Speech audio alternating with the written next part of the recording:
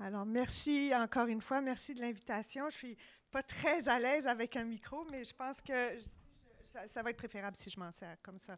Euh, c'est ça. Non, c'est pas grave, c'est pas grave. Alors, ma conférence cet après-midi va être sur un thème tout à fait différent. On va aborder des nouvelles thérapies. On parle un peu de certaines thérapies existantes, mais surtout de thérapies du futur. J'espère vous donner un peu d'espoir pour vous montrer la belle, belle, belle science qui est en train de se développer pour la sclérodermie. Puis cette science-là, en partie, il y a d'autres choses, mais en partie, cette science-là tourne autour de les thérapies cellulaires. Alors, j'insiste sur les parce qu'il n'y en a pas juste une, il y en a beaucoup. Et cet après-midi, je vais vous parler de 3 thérapies cellulaires en particulier qui sont peut-être un peu plus avancées que d'autres. Oui. Tout à fait. Puis en plus, je peux vous dire qu'ils sont aussi en train de filmer parce que comme le groupe est divisé en 3, cette conférence va être sur le site de Sclérodermie Québec aussi, si vous voulez la réécouter. Et de même que les autres conférences là, qui sont en parallèle. C'est ça. Alors, on va parler des cellules souches hématopoïétiques. Ça, c'est disponible dans la clinique, on va parler de ça. On va parler des cellules stromales mésenchymateuses. Ça, c'est des essais cliniques qui sont en cours et certains d'entre vous participent à cette étude-là et je vais vous donner un petit peu plus de détails. Et puis, on va parler des CAR T-cells, qui est vraiment un phénomène extraordinaire pour le traitement de certains cancers, mais on est en train de faire les liens entre certains mécanismes dans la sclérodermie et les maladies auto-immunes et des mécanismes dans le cancer. Donc, si ça marche si bien dans le cancer, pourquoi pas essayer de voir si on pourrait transposer ça. Mais ça, c'est vraiment le traitement futur. Alors, c'est c'est passé, présent et futur ici. Alors, commençons avec les cellules souches hématopoïétiques. Je vais vous dire, ça, c'est les nouvelles lignes directrices sur le traitement de la sclérodermie d'une grande société européenne auquel la plupart des gens en Amérique du Nord vont suivre. Même si c'est européen, c'est assez international comme ligne directrice. La dernière fois que ces guidelines-là avaient été publiées, c'était en 2019. Et la fois d'avant, je pense que c'était en 2006. Alors, de 2006 à 2013, ça a pris 13 ans avant qu'il y ait assez d'avancées pour refaire les guidelines. Puis là, on parle de 2019, c'est ça, 2006 à 2019. Là, de 2019 à 2024, donc on voit que les écarts entre mettre à jour les guidelines raccourcissent, ce qui nous dit qu'il y a de plus en plus de nouveaux traitements et il faut mettre à jour ces guidelines-là. Et dans ces guidelines de 2024 qui sont sur le point d'être publiés, je vais vous dire que les cellules souches hématopoïétiques figurent maintenant comme un traitement reconnu pour certaines personnes avec la sclérodermie, en particulier pour des atteintes de peau sévères ou des atteintes interstitielles. Alors ça, c'est déjà une thérapie cellulaire qui est rendue dans le domaine de la sclérodermie. Qu'est-ce que c'est la greffe de cellules souches hématopoïétiques? Alors, pour commencer, ça, c'est un grand os. Ça pourrait être le fémur, ça pourrait être l'humérus. Okay? Notre moelle est produite et réside dans nos os, n'est-ce pas? Et à l'intérieur de notre moelle, c'est là qu'on fabrique toutes nos cellules sanguines. Toutes les cellules qui circulent dans le sang sont produites dans la moelle et sont par la suite déversées dans le système circulatoire et circulent. Parmi toutes ces cellules-là, la cellule la plus importante, c'est la cellule qui est identifiée là en rose, si vous voulez, c'est la cellule souche. Qu'est-ce que ça veut dire, une cellule souche? Alors, la voici, cette cellule-là, qui est dans la moelle. On l'a sortie de la moelle et cette cellule souche-là va se différencier dans toutes les autres cellules qui sont dans notre circulation. Ça inclut les globules rouges. Ça fait qu'à partir de cette cellule souche-là, on a nos globules rouges qui nous permettent d'avoir de l'oxygène dans notre sang. Les plaquettes, toutes sortes de cellules immunologiques qui vont nous permettre de se protéger contre toutes sortes de parasites, d'infections, etc. Et surtout, à partir de cette cellule souche-là, il y a tous nos lymphocytes. Notre système immunitaire provient de cette même cellule souche-là qui produit toutes les autres cellules dans notre sang. Alors, cette cellule souche-là, elle est tellement, tellement, tellement importante pour notre santé à plein de points de vue. Dans la sclérodermie, c'est ces cellules que j'ai entourées en rouge ici qui sont malades. C'est les lymphocytes. Okay? Alors, les lymphocytes sont malades dans la sclérodermie. Au lieu de tout simplement se défendre contre des infections, contre des cancers, ces lymphocytes-là commencent à nous attaquer nous-mêmes. Alors, il y a quelqu'un, puis je vais vous dire comment ça s'est passé en premier, il y avait des gens qui développaient des leucémies qui avaient besoin d'autogreffe. Et au début, il y a quelques patients qui avaient des leucémies, qui avaient besoin d'autogreffe, mais qui avaient aussi des sclérodermies. C'était des personnes malchanceuses, n'est-ce pas? Donc, on a fait leur autogreffe, on a tout éliminé leur moelle et on leur a redonné leurs cellules souches pour guérir leur leucémie. Et là, on s'est aperçu que leur sclérodermie s'améliorait. Alors, quelqu'un s'est dit, tiens, c'est brillant cette affaire-là, parce que probablement qu'en faisant cette autogreffe, puis je vais vous dire en quoi consiste l'autogreffe dans un instant, c'est qu'on élimine complètement toutes ces cellules-là et on redonne les cellules hématopoïétiques pour reconstituer un nouveau système sanguin complet, chose qu'on a besoin dans la leucémie. Mais en se faisant, en reconstituant ce système sanguin complet, on reconstituait les lymphocytes aussi. Alors là, on a commencé à mettre two and two together, puis se dire si ça marche dans la leucémie, en éliminant toutes ces cellules-là, et incluant les lymphocytes, puis on redonne les cellules souches, peut-être qu'on peut avoir un traitement cellulaire pour la sclérodermie. Alors, ça, c'est l'idée derrière tout ça. Ce n'est pas si simple que ça. Ça se complique. C'est toujours comme ça en médecine. C'est toujours excitant au début, mais là, ça se complique. Parce que quand on parle d'une autogreffe, vraiment, puis la chose qu'il faut retenir, c'est que pour faire cette autogreffe-là, ça prend des grosses chimiothérapies. Quand quelqu'un a une leucémie, on leur donne une énorme chimiothérapie très, très sévère. Les gens perdent leurs cheveux, sont très, très malades, etc., pour éliminer toutes les globules anormales dans la leucémie pour, par la suite, reconstituer leur système immunitaire. Donc, quand on parle d'autogreffe de cellules souches, on parle grosse chimiothérapie. Alors, dans la sclérodermie, s'il y en a parmi vous qui ont eu une autogreffe, ce qu'on fait, c'est que premièrement, on prend la personne sclérodermique, on leur donne un petit peu de chimiothérapie pour stimuler leurs cellules souches. Parce que, comme je vous ai dit, les cellules souches se cachent dans la moelle, mais si on les chatouille un petit peu, ils vont se déverser dans notre système sanguin. Ça fait que la première étape d'une autogreffe, c'est qu'on donne un petit peu de chimio. Puis là, comme les cellules souches circulent dans la circulation, on va faire ce qu'on appelle une leucophorèse. On met une canule là, puis on met une canule là, puis on fait passer le sang de la personne dans une machine, puis on essaie de prélever les cellules souches de cette façon-là. Okay? Ça, c'est juste pour mettre de côté, parce que là, après ça, leurs cellules souches, on va les mettre de côté, on va les mettre dans un congélateur parce qu'ils sont hyper précieuses, ces cellules-là. C'est ces cellules-là qui vont reconstituer un nouveau système immunitaire. Fait que la première partie, c'est de mobiliser les cellules souches, les mettre de côté, les préserver. Là, c'est là que le bas blesse, c'est là qu'on donne une énorme chimiothérapie à la personne, et puis qui va éliminer tout, y compris les cellules souches restantes. Mais nous, on en a mis de côté, n'est-ce pas, là-bas?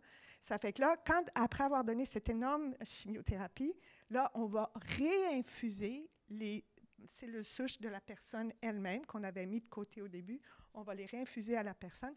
Et c'est en reconstituant un système sanguin, y compris les lymphocytes, qu'on pense qu'on est en train de reconstituer un système immunologique sain, et on s'est débarrassé des cellules qui étaient malades dans le contexte de la sclérodermie. Donc, c'est à peu près ça. Ça prend plusieurs semaines à passer à travers ça. Et par la suite, il y a des mois et des mois de suivi pour ces patients-là qui demeurent très, très fragiles suite à une autogreffe, surtout fragiles au point de vue d'infection. Alors, c'est faisable, ça se fait, je vais vous montrer des données dans un instant, mais pour la personne, c'est un gros contrat. Okay? Puis, pour être bien honnête, il y a des personnes avec qui je peux discuter d'autogreffe qui se disent « c'est pas pour moi parce que c'est vraiment très toxique ». Et d'autres qui me disent « moi, je veux tout essayer, je veux tout mettre les chances ». Ça fait qu'il y a vraiment des discussions qui se font entre médecins et patients pour essayer de voir si c'est la bonne thérapie pour cette personne-là. Est-ce que ça marche? On a 2 grandes études présentement randomisées. Comme Dr. Oa a dit ce matin, c'est vraiment le gold standard dans les études. C'est des études randomisées qui nous disent que ça marche bien. Il y a une étude européenne et par la suite l'étude américaine qui nous montre, ici je vous montre juste les données au point de vue de la survie, c'est le seul traitement pour la sclérodermie qui augmente la survie. Il y a d'autres traitements qui vont diminuer les symptômes, mais cette intervention-là, c'est le seul traitement qui va augmenter la survie. Et grosso modo, comme j'ai mentionné ce matin, ça va doubler ou au lieu de dire doubler, mais ça va couper le risque de décès de moitié. Ça fait que si on dit qu'à 5 ans, le risque de décès est à peu près 50 %, c'est énorme, n'est-ce pas? Mais là, on dit avec un autogreffe, à 5 ans, le taux de décès est de 25 %. C'est le meilleur traitement qu'on a. OK? Alors, et puis, non seulement est-ce que ça améliore la survie, parce que c'est une chose de dire à quelqu'un, vous allez vivre plus longtemps, mais si vous vivez plus longtemps malade, est-ce que ça vaut la peine? Hein? Alors, non seulement est-ce que ça augmente la survie, mais il y a des belles améliorations dans ces 2 études-là au niveau d'une diminution de l'atteinte cutanée, une augmentation de la fonction pulmonaire, une amélioration de la qualité de vie. Alors là où certaines de nos études, Dr. Oa a parlé de certains de ses projets, ce matin, j'ai une autre étudiante dans ce temps-là qui est maintenant rendue rhumatologue à l'Université d'Ottawa qui a décidé de s'intéresser aux thérapies cellulaires dans la sclérodermie, Nancy Maltese, certains d'entre vous la connaissent peut-être. Alors, on s'est posé la question suivante. C'est bien beau dans les études que ça marche, l'autogreffe, mais c'est toxique.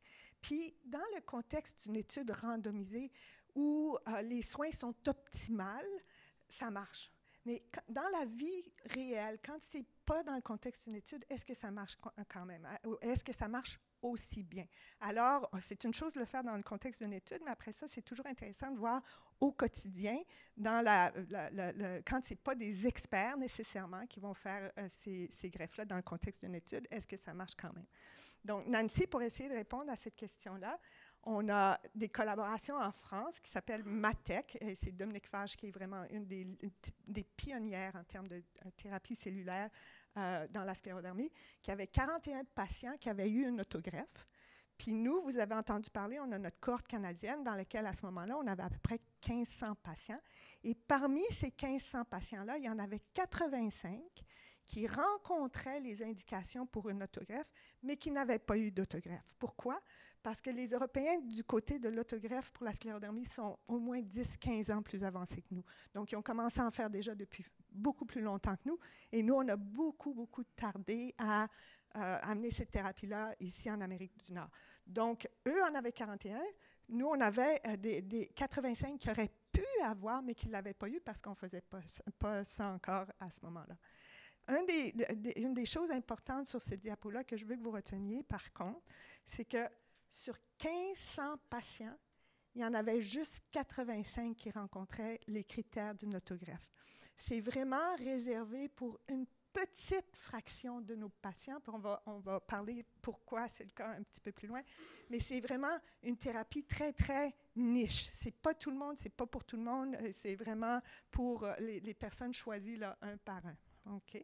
Alors, donc, on a entrepris cette étude-là pour voir si dans la vie réelle, nos patients qui avaient été traités de façon standard, ça veut dire cyclophosphamide, mycophénolate, méthotrexate, si ces patients-là, comment est-ce qu'ils évoluaient par rapport aux patients français qui avaient eu un autogreffe.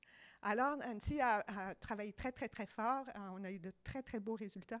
Et vraiment, ce qui est remarquable, c'est que nos résultats dans la vie réelle sont presque identiques aux résultats dans les études randomisées. Donc ça, c'est très encourageant. Moi, ça me dit comme clinicienne, en dehors d'une étude randomisée, ça demeure une option pour certains de mes patients. Alors, au niveau de la survie, ici, je vous montre encore une fois, il y avait une diminution de moitié du risque de mortalité. Et par la suite, elle a été capable de regarder à plein d'autres issues. Ici, je vous montre au point de vue du changement de l'atteinte cutanée, les patients qui avaient été greffés en moyenne, avaient des scores cutanés de 8 à 12 points plus bas que les patients avec un traitement standard. Ça, là, c'est gros, là, OK? C'est vraiment très, très, très efficace. Donc, on parle d'une efficacité au point de vue de la survie, puis on parle d'une efficacité au point de vue de l'atteinte cutanée. Elle a été aussi capable de montrer qu'au moins pour les fonctions pulmonaires, les tests de fonction pulmonaire augmentaient d'à peu près 10 %. Pour vous qui suivez peut-être un peu vos fonctions pulmonaires, 10 % c'est gros, là. C'est vraiment une intervention qui a un vrai impact, OK, sur cette maladie-là. Et chose qui n'avait jamais été publiée, qui n'avait jamais été regardée dans les études randomisées, mais puisque j'ai un intérêt particulier pour la crise rénale, les patients qui ont été greffés, il y avait un risque de développer une crise rénale qui était 6 fois plus faible que les personnes qui avaient un traitement conventionnel. Donc, non seulement sur la peau, sur le poumon, mais aussi sur les problèmes rénaux, il y a un impact clair, là, net et précis. Okay? Personne ne remet ça en question. Alors, et puis, l'autre chose, puis j'ai fait une fiche pour Sclérodermie Québec aussi pour expliquer l'importance des questionnaires auto-rapportés que les patients vont remplir eux-mêmes pour nous dire comment nos patients se sentent. Parce que les régulateurs, le FDA, Santé Canada, etc., ils disent « Qu'est-ce que ça veut dire une diminution d'un score cutané de 10 points? » Le patient, il se sent comment? Quand vous êtes médecin, vous me dites « Ah, le score s'est amélioré, c'est beau, mais est-ce que le patient se sent mieux? » Qu'est-ce que ça veut dire une fonction pulmonaire de 10 % meilleure? Comment il sent le patient? Alors, souvent, les régulateurs, ils nous demandent « How does the patient feel and function? » Ce n'est pas assez de donner des scores, des prises de sang, des choses comme ça. They want to know, ils veulent savoir « How does the patient feel and function? » La seule façon pour moi de savoir « How does the patient feel and function? » Il faut leur demander. Et la façon qu'on leur demande, c'est avec ces questionnaires-là, auto-rapportés, qui sont standardisés, qu'on peut utiliser dans différentes maladies, où on pose les questions aux patients de toutes sortes de différentes façons. How do you feel? How do you function? Comment vous vous sentez et quel est votre fonctionnement? Alors, ici, on a pu regarder ces questionnaires auto-rapportés dans l'étude d'Anansi et on voyait que si on demandait aux patients qui avaient eu, par exemple, un score de 10 points de plus bas dans leur score cutané, comment vous vous sentez au point de vue de votre peau? Il nous disait, alors la peau, ou au point de vue de la douleur, au point de vue du Renault, tout ça, les patients se sentaient mieux. Ça, ce n'est pas moi qui génère ces données-là. Ça, c'est les patients qui me disent, je me sens mieux au point de vue digestif, je me sens mieux au point de vue de mon Renault, j'ai beaucoup moins de douleur. Puis la dernière série de barres, là, c'est en général, overall, how do you feel? The patients feel a lot better. Ils se sentent beaucoup mieux post-greffe. Alors ça, c'est des informations qui sont précieuses pour essayer. Ce matin, quelqu'un disait, on a besoin de plus de ressources, on a besoin de plus de ressources. C'est comme ça qu'on va aller, parce que ça coûte cher faire des autogreffes, hein, puis il faut demander la permission, etc. Alors, on peut aller voir le ministère, puis on peut dire, ben, c'est pas juste un caprice de vouloir faire un autogreffe à nos patients. They feel better, they function better, ils peuvent retourner travailler, ils peuvent peut-être utiliser moins de ressources par ailleurs dans d'autres problèmes de santé. Donc ça, c'est vraiment des données qui sont très, très importantes pour advocate, pour essayer de défendre ou d'avoir d'autres ressources pour nos patients. Alors ça, ensuite, le HAQ, c'est un score de fonctionnement. Encore là, on dit à nos patients, dans votre quotidien, quel est votre fonctionnement? On leur pose toutes sortes de questions en termes de comment est-ce qu'ils peuvent se nourrir, s'habiller, se laver, des choses comme ça. Les scores sont vraiment très significativement meilleurs post-greffe. Et là où on a eu une surprise, ça, c'est des scores de qualité de vie. On a 36 questions qui nous permettent d'essayer de sonder. C'est des questions qui sont standardisées. Ce n'est pas moi qui décide des questions. Ça a été fait par des grands chercheurs. On pose aux patients comment vous vous sentez en termes de qualité de vie physique. Et là encore, on voyait une très belle amélioration au point de vue de leur qualité de vie de santé physique. Mais là, ce que j'ai mis dans une boîte rouge, on a sondé la qualité de vie mentale de nos patients.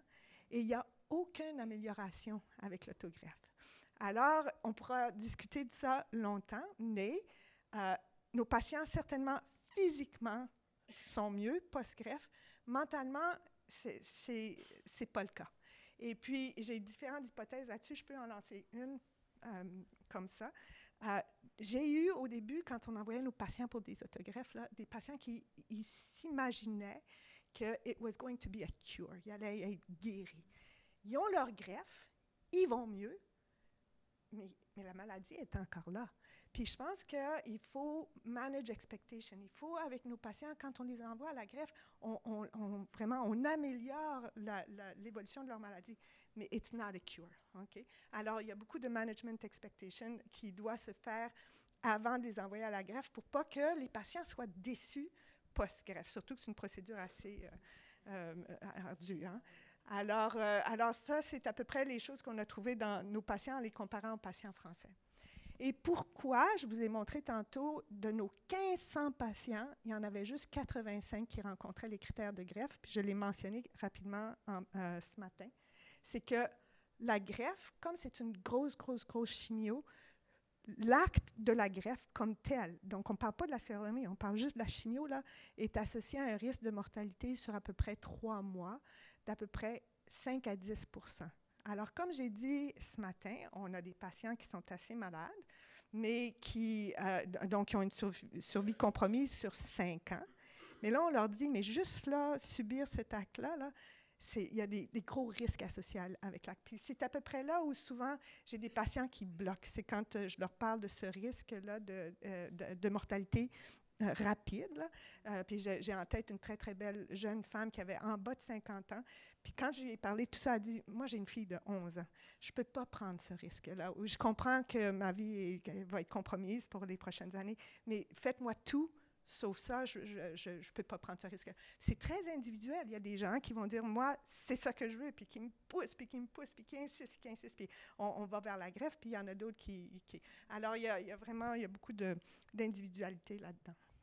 Alors ça, c'est les données d'Ottawa, parce que pour l'instant, dans l'Est du Canada, on préfère envoyer nos patients dans un centre ultra spécialisé où ces risques-là associés à la greffe, puisque c'est des super experts, leur risque de mortalité est très, très bas, et plus bas que ce 5 à 10 %-là. Mais moi, je suis tenue de dire 5 à 10 % parce que c'est ce qui est dans la littérature. Alors, les 2 grandes études qui ont eu lieu étaient en 2014, en 2018. Puis là, après l'étude de 2018, on commençait à faire plus d'autogreffes ici dans l'Est du Canada. Puis là, malheureusement, comme vous savez, il y a eu la COVID en 2020. Et à cause de la COVID, pour toutes sortes de raisons, parce que c'est des patients qui devenaient tellement immunosupprimés avec la greffe, là, ils ont beaucoup diminué le taux de greffe. Ça fait que ça demeure, comme je dis, une intervention niche. C'est vraiment, on les compte sur une main, le nombre de patients que moi j'envoie pour une greffe par année. OK. Ça fait que, alors c'est ça. Donc, en termes pour le sommaire, pour l'autogreffe des cellules souches hématopoïétiques, il y a une meilleure survie, il y a une meilleure santé physique, il n'y a pas d'effet sur la santé mentale, ce qui nous dit que we have to manage expectations, c'est très important. La procédure comme telle est toxique, donc il y a beaucoup de pour et de contre, et c'est réservé vraiment pour une fraction, moins de 5 % de nos patients. Okay? Alors, la vraie conclusion de cette partie-ci sur les cellules souches hématopoïétiques, c'est qu'on a un grand besoin thérapeutique, d'autres thérapies qui sont plus sécuritaires, qui pourraient bénéficier à un plus grand nombre de nos patients. Donc, si on poursuit sur cette idée de thérapie cellulaire, on a parlé des cellules souches hématopoïétiques, on va donc parler d'une différente sorte de cellules. Là, dans ce cas-ci, c'est des cellules stromales mésenchymateuses. Alors ça, je reviens à ce que je vous ai montré tantôt. Ça, c'est ma cellule souche qui va se différencier dans toutes nos cellules dans notre circulation, qui se trouve dans notre moelle. Mais si vous remarquez, cette cellule souche-là, elle est entourée de ces cellules vertes-là. Okay? Alors, les cellules vertes, on les sort comme ça, puis on les regarde, puis on dit, mais qu'est-ce que c'est ces cellules souches, ces cellules-là? Et ces cellules-là, c'est des cellules qui vont supporter la cellule souche, qui vont la nourrir, qui vont la protéger. Si elle devient infectée, qui vont la désinfecter, ils vont s'occuper. Alors vraiment, les cellules stromales mésenchymateuses sont là pour protéger nos cellules souches. Okay? Ah, ça c'est intéressant. C'est une autre avenue qu'on pourrait poursuivre. Alors, ça, là, je vous montre ces cellules vertes-là. Fait qu'il y a eu, depuis maintenant au moins 25 ans, beaucoup d'intérêt pour ces cellules mésenchymateuses-là et leur rôle dans la physiologie humaine. Alors, comme je vous ai dit, le premier rôle qu'on leur a trouvé, c'était un rôle de support pour nos cellules souches hématopoïétiques. Mais avec le temps, on s'est aperçu qu'elles avaient beaucoup d'autres propriétés, dont les 3 suivantes. C'est des cellules qui sont antifibrotiques. C'est des cellules qui vont nourrir notre système vasculaire et c'est des cellules qui vont remettre en règle notre système immunologique. Alors ce matin, si vous vous souvenez, je vous ai dit qu'il y a 3 axes pathologiques dans la sclérodermie qui sont dérangés. Il y a de la fibrose, il y a une vasculopathie, puis il y a de l'inflammation. Alors là, on s'est dit, mais là, ici, finalement, au lieu de cibler un axe à la fois, potentiellement, ces cellules-là pourraient cibler les 3 axes pathologiques de la sclérodermie. Okay? Alors, ça, c'est intéressant, mais c'est tout dans des tests en laboratoire, n'est-ce pas? Qu'est-ce qu'il y en est de chez l'humain? Alors, premièrement, je vais vous dire aussi que ces cellules-là, au départ, ont été identifiées dans la moelle. C'est comme ça c'est la première fois qu'on les a identifiées. Mais par la suite, puis ça, c'est la moelle qui est ici, n'est-ce pas? Mais avec le temps, on s'est aperçu que ces cellules mésenchymateuses sont dans tous nos tissus et ont ce rôle de soutien pour tous nos tissus. Alors, on va les retrouver dans la peau, on va les retrouver dans le gras qui vont nous donner de la nutrition, va soutenir tous nos tissus, etc. Fait qu'il y en a partout. Fait que, alors, retenez ça en tête parce que là, je vais vous montrer. Puis l'autre chose que je veux montrer aussi, avant de vous montrer les résultats chez l'humain, c'est que à la différence des cellules souches hématopoïétiques pour lesquelles on a cette grosse chimiothérapie-là avec un risque certain de toxicité, ici, ces cellules-là, c'est comme une transfusion de sang. Il n'y a pas de chimio, OK? C'est comme si on vous donnait un culot de globules rouges, c'est comme si on vous donnait un sachet de plaquettes. Ici, on vous donne une petite transfusion de cellules stromales mésenchymateuses. Donc, ça aussi, ça devient plus intéressant parce que, comme je disais tantôt, on a besoin de traitements qui sont moins toxiques et la toxicité pour les cellules hématopoïétiques vient avec la chimiothérapie. Ici, si on peut éviter cette chimio, ben, peut-être que ça devient plus accessible pour un plus grand nombre de personnes. Alors, ça, c'est toute la théorie derrière ces cellules-là. Qu'est-ce qu'on connaît de leur efficacité chez l'humain? À date, il y a eu une étude qui a été faite en France avec ma collègue Dominique Fache, qui a infusé, qui a donné ces genres de transfusion de sang, si vous voulez, à 20 patients avec la sclérodermie. Puis ces 2 issues à elle étaient le score cutané, la fibrose. Puis effectivement, elle a montré que ce n'est pas juste un phénomène qu'on voit dans le laboratoire ou dans la souris, que chez l'humain, il semble que ces cellules-là peuvent améliorer la fibrose cutanée. Et deuxièmement, elle a montré que ça peut préserver la fonction pulmonaire. Alors ça, c'est vraiment des données préliminaires très excitantes. Okay?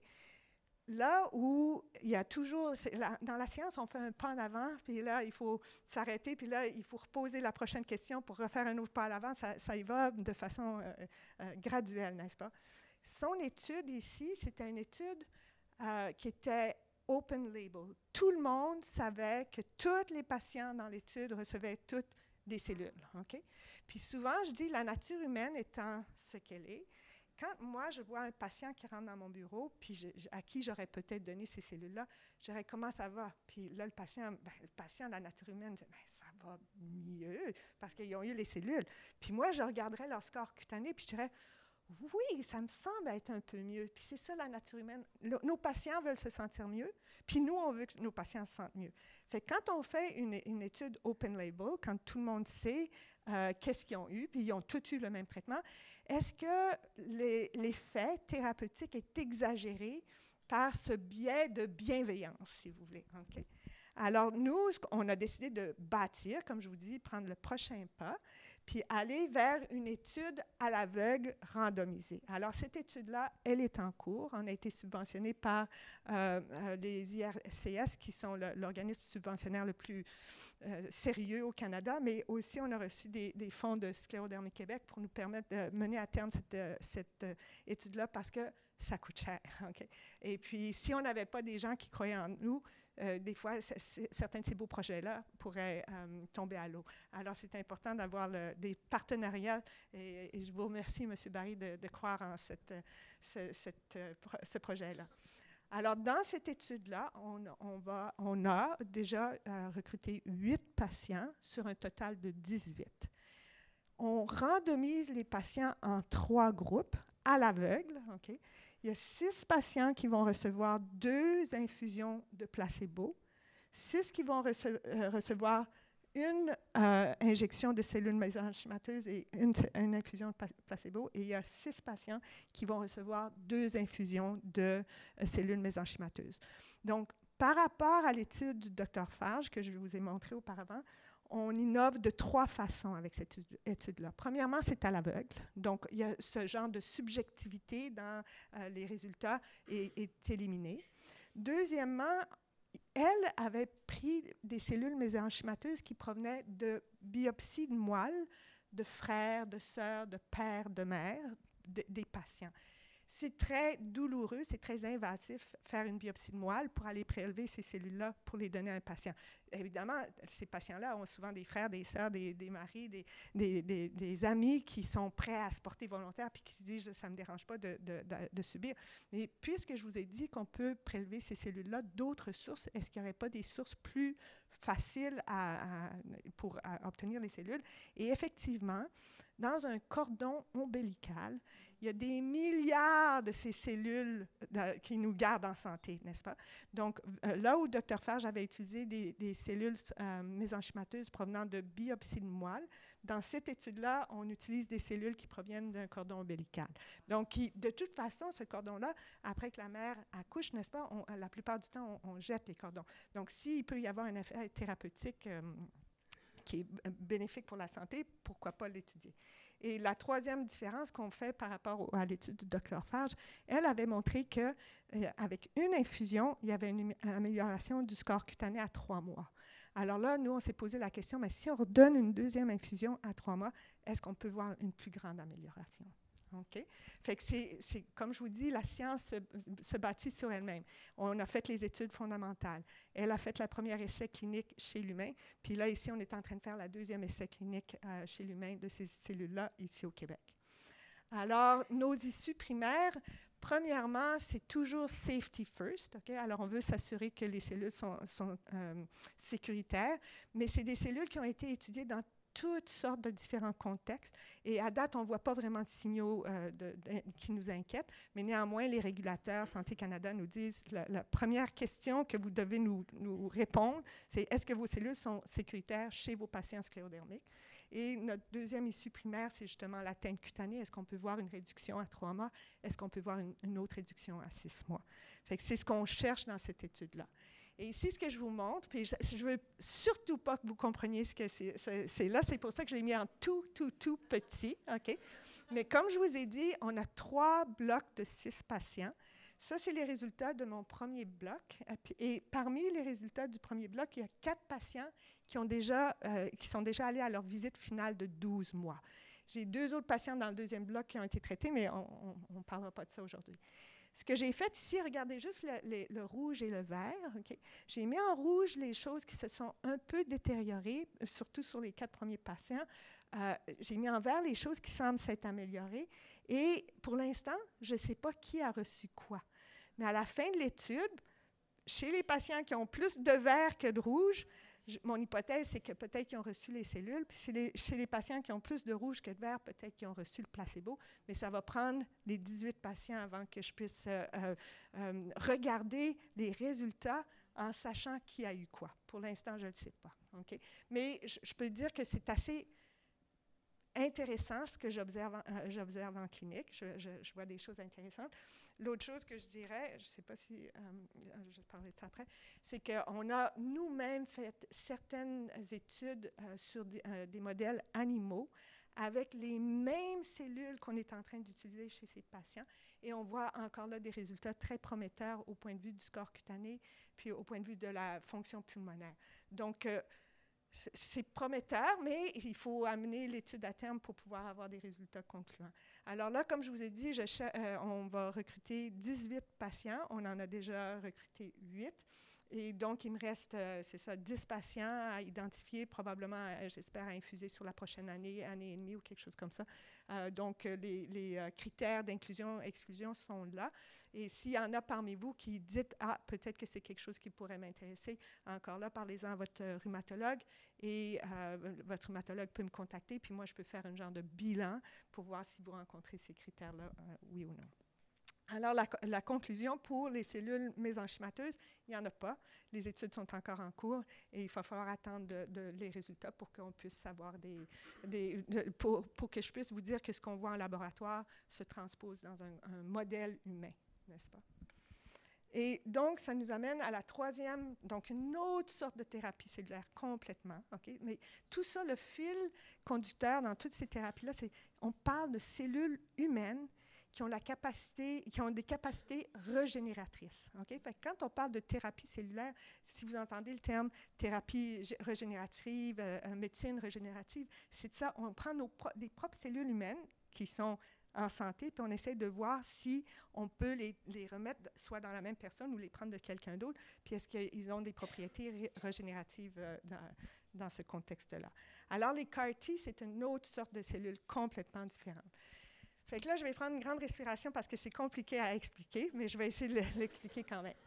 Alors, puis j'ai cherché dans la littérature française parce que CAR-T, c'est vraiment la façon qu'on réfère à cette thérapie-là dans la littérature anglaise, puis je vais vous dire pourquoi. Mais les francophones, dans la littérature francophone, on utilise, c'est tellement rendu connu le terme de CAR-T qu'on parle quand même de CAR-T en français. Ça fait que je n'ai pas trouvé de terme équivalent, c'est vraiment les cellules CAR-T. Alors, dans les articles français, on parle les cellules CAR-T, les cellules CAR-T. Alors, qu'est-ce que ça veut dire CAR? Alors, les mots exacts, ça veut dire Chimeric Antigen Receptor. C'est un récepteur qui va reconnaître une protéine, mais c'est un récepteur qui est une chimère. Alors là, je me suis dit, bon, je vais essayer de leur expliquer c'est quoi une chimère. Qu'est-ce que c'est une chimère? Alors, une chimère, c'est une créature mythique grecque qui avait un corps moitié lion, moitié chèvre. Okay? Donc, cette créature mythique-là, une façon facile d'y penser, c'est un hybride de 2 espèces. Okay? Alors, les CAR-T, que je vais vous expliquer sur la diapo suivante, c'est un hybride entre une cellule T, parce que c'est des CAR-T cells, c'est des cellules T, avec un récepteur que normalement la cellule T n'exprimerait pas, mais on va faire du tissue engineering, on va engineer the cells pour que cette cellule T-là exprime un récepteur qui, normalement, ne devrait pas être à sa surface. Alors, voici comment ça marche un petit peu. Donc, on passe de la mythologie des chimères à la science. Puis tout ça encore, ça a été vraiment poussé par des découvertes en oncologie qui, souvent, je dis, they are light years ahead of us, mais on a beaucoup à apprendre des chercheurs en oncologie. Alors, on sait que certaines cellules cancéreuses peuvent exprimer des protéines qu'on appelle antigènes qui sont malades. OK? Fait que ça, c'est les cellules cancéreuses, on sait que c'est des cellules malades. Donc là, ils ont dit, on va prélever des cellules T, qui sont nos bonnes cellules dans le corps, qui font partie de notre système immunitaire pour nous garder en santé. On va introduire dans ces cellules-là, de façon, ils vont manipuler la cellule de façon génétique pour que la cellule T puisse maintenant exprimer un récepteur qui va reconnaître cet antigène-là. Donc, la cellule T, elle est efficace, mais elle n'est pas assez efficace parce qu'elle ne reconnaît pas tous les antigènes reliés au cancer. Fait que là, ils vont dire, ben, si le cancer exprime cet antigène-là, on va fortify, on va rendre la cellule T plus forte en lui donnant un nouveau récepteur. Okay? Puis c'est vraiment, il y a beaucoup de manipulation ex vivo qui se fait. Fait qu'il y a la cellule qui est malade, il y a la cellule T qui a été manipulée pour exprimer ce récepteur-là, et on va réinfuser aux patients leur propre CAR-T, leurs propres cellules T qui peuvent maintenant exprimer ces nouveaux récepteurs-là, qui va aller voir le cancer et qui va essayer de se débarrasser du cancer de cette façon-là. Est-ce que ça marche? C'est fantastique. Dans le cancer, là, il y a des genres de complete cure. Okay? Il y a des percées extraordinaires pour certains cancers, que ce genre de manipulation de notre propre système immunitaire peut mener à des cures, okay? des guérisons de ça. Alors là, on s'est dit, ben, est-ce que ça pourrait marcher dans la... puis je vais juste prendre un pas en arrière pour vous donner un petit peu plus de détails. Alors, les CAR-T, c'est entre l'autogreffe de cellules souches et les cellules mésenchymateuses dans la mesure où il y a aussi de la chimiothérapie, mais une chimiothérapie atténuée. Fait qu'on prend la grosse chimiothérapie pour les cellules souches hématopoïétiques.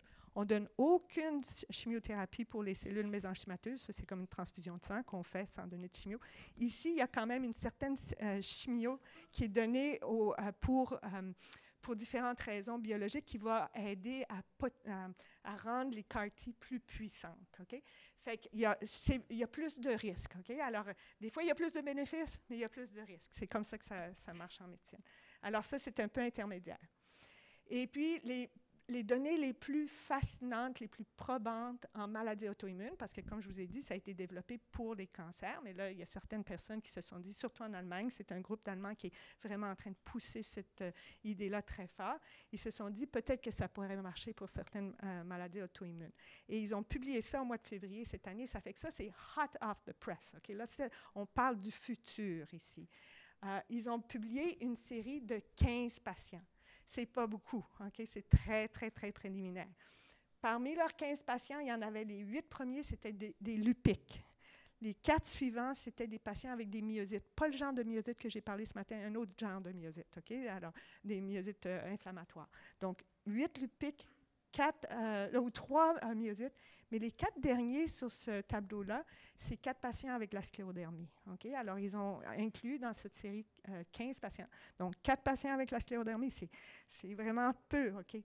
Mais leurs résultats sont très, très probants ici, si vous regardez, en termes d'une amélioration rapide de l'atteinte cutanée et puis une amélioration s'il y avait un genre de façon de mesurer l'activité de la maladie. Donc, rapidement, après cette infusion de CAR-T chez 4 patients de sclérodermie, ils ont vu une amélioration. Il faut être très, très, très prudent, puis il ne faut pas trop s'avancer de ce côté-là, parce que si vous regardez dans les 4 patients de sclérodermie, il y avait un suivi de 6 mois. Puis comme je vous ai dit, ces 4 patients-là ont tous eu une petite chimiothérapie. Alors, c'est encore un peu prématuré de conclure que c'est les CAR-T qui ont donné ces résultats bénéfiques-là. Peut-être que c'était juste la chimiothérapie, parce qu'on sait que la chimio, ça peut atténuer la sclérodermie. Mais il reste que l'idée, c'est juste l'idée théorique de faire des CAR-T pour la sclérodermie. Il y a beaucoup, beaucoup de promesses dans cette idée-là. La question, c'est comment est-ce qu'on va pouvoir optimiser cette approche cellulaire-là. Et puis, l'autre chose que je tenais à vous dire, les CAR-T, ce n'est qu'une seule sorte de CAR, parce que maintenant, il y a beaucoup, beaucoup d'autres cellules. Ce n'est pas juste les cellules T, mais il y a des cellules NK. Puis quelqu'un demandait quelles cellules pouvaient améliorer notre tolérance, la tolérance de notre système immunitaire. Il y a des gens qui essaient de faire des thérapies cellulaires avec des dendritic cells, qui sont des cellules qui, justement, sont supposées de redonner une tolérance à notre système immunitaire. Fait qu'il y a tellement de différentes sortes de cellules qui pourraient être manipulées. Laquelle est la bonne? Okay? Laquelle est la bonne pour la sclérodermie? Fait qu'il y a beaucoup, beaucoup, beaucoup de travail qui reste à faire de ce côté-là. Juste pour vous donner une idée, ça, c'est un peu le landscape des biotech en thérapie cellulaire, pour toute indication. Ça inclut les indications pour les cancers, mais ça inclut aussi les indications pour les maladies auto-immunes. Et dans tout ça, il y a présentement au moins 29 études en cours présentement pour des thérapies cellulaires dans les maladies auto-immunes. Moi, je peux vous dire que je reçois un email minimum par semaine, sinon 2 par semaine, sinon un par jour, m'invitant à participer à certaines de ces études-là. Et même parmi nous, entre experts, on se pose la question, puis c'est une question sérieuse. Premièrement, on se pose la question de façon un peu niaiseuse comme ça. On n'aura pas assez de patients pour tester toutes ces cellules-là. Mais plus que ça, justement, moi, je me pose la question, si j'ai 5 compagnies qui me demandent de participer à leurs essais cliniques, comment moi je fais pour choisir la bonne, qui va être la bonne pour mes patients. Alors, il y a vraiment beaucoup, beaucoup de travail à faire. Je peux vous dire, il y a des raisons plus théoriques, à quelles cellules que moi, je pense qui peuvent être plus importantes au point de vue biologique, mais il y a des considérations aussi plus pratiques. Alors, récemment, j'ai parlé à une compagnie pharmaceutique qui a un CAR-T hyper intéressant, vraiment au point de vue biologique, mais pour leur étude, ils demandent que le patient soit admis à l'hôpital pour 13 jours. Moi, je peux vous dire que mon hôpital me donnera jamais un lit pour 13 jours. On parle de gestion des ressources, ça, c'est absolument pas pratique. Ça, c'est des études qui sont faites pour surtout des milieux aux États-Unis, où il y a des endroits aux États-Unis où les hôpitaux sont vides. Puis eux, ils sont juste trop contents d'avoir ce genre d'études-là parce que ça ramène de l'argent, n'est-ce pas, quand on participe à ces études-là. Mais dans le contexte québécois, en tout cas probablement canadien, il y a certaines de ces molécules-là, même si je pensais que c'était la meilleure, que je ne pourrais pas la tester, il va falloir attendre qu'elle soit testée ailleurs avant qu'on puisse y avoir accès. Alors, non seulement est-ce que c'est ça, il y a beaucoup de compétition, mais il y a surtout beaucoup, beaucoup, beaucoup de questions. Alors, à qui on va donner les CAR-T? Je vous ai dit, pour les cellules souches hématopoïétiques, c'est moins de 5 %. Qui sont les patients qui devraient avoir des CAR-T compte tenu du fait qu'il y a une certaine toxicité?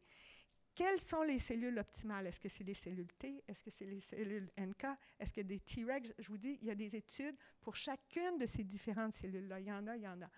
Je ne passerai pas à travers toutes les autres considérations, mais là, il y a, à ce point-ci, par rapport au CAR-T, même si c'est très prometteur, il y a plus de questions que de réponses. Okay? Donc, on regarde vers le futur, on essaie de participer à faire ces percées-là, mais ce n'est pas quelque chose qui va être disponible dans la clinique demain, disons.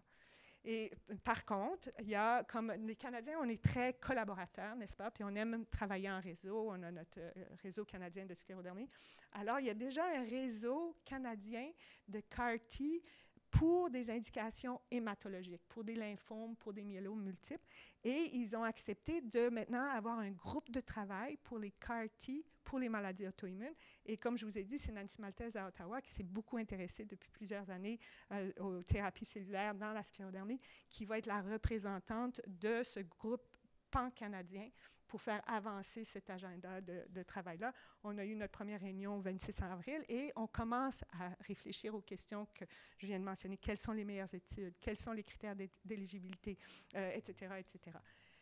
Alors, c'est ça, beaucoup, beaucoup de travail à faire, mais le travail se fait ici au Canada, puis se fait en collaboration, puis certainement ici au Québec, on est très, très, très partants de faire partie de ce réseau-là. Alors, encore une fois, je n'ai pas vraiment de conclusion sur les CAR-T pour dire que vraiment, à ce point-ci, c'est prématuré, mais je pense qu'il y a beaucoup, beaucoup, beaucoup d'avenir. C'est juste qu'il faut être prudent et voir justement quel est le produit qui va être meilleur. Puis peut-être que le produit qui va être meilleur pour le lupus ne sera pas nécessairement le même qui va être pour la sclérodermie. Fait que c'est vraiment, il faut essayer d'individualiser les thérapies cellulaires selon les propriétés de la maladie. Alors, c'est ça. Donc, je vous ai parlé de 3 thérapies cellulaires. Je veux vous laisser avec l'idée qu'il y en a probablement 23. Il n'y en a pas juste une, OK? Et puis, c'est vraiment une direction thérapeutique qui est vraiment, vraiment excitante pour l'instant et que je pense qu'il y a beaucoup d'avenir de ce côté-là. Alors, je vais prendre des questions. Merci.